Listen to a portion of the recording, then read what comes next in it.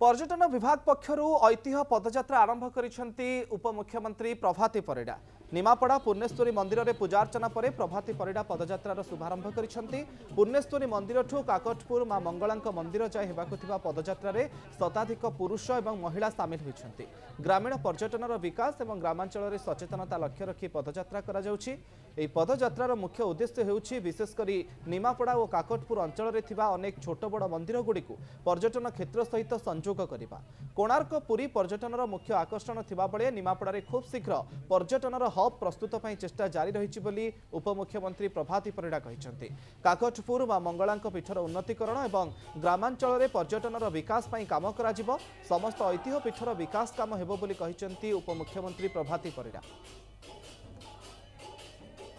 Rural tourism को बढ़ावा, गाँ लोकों भितर सचेतनता आनिबा एवं छोटिया छोटिया जो ऐतिह्य जमी आमर ये बराही मंदिर अच्छी, सोमनाथ मंदिर अच्छी, कोणार्करू देई भुवनेश्वर टूरिस्ट गला बेले मझी मझीरे आमर जमी हैंडलूम प्रोडक्ट्स अच्छी, छेना झिली अच्छी, ये सबूर प्रोपागेट करी आम अंचल को अर्थनैतिक स्वावलंबी करने ये ऐतिह्य पदयात्रा।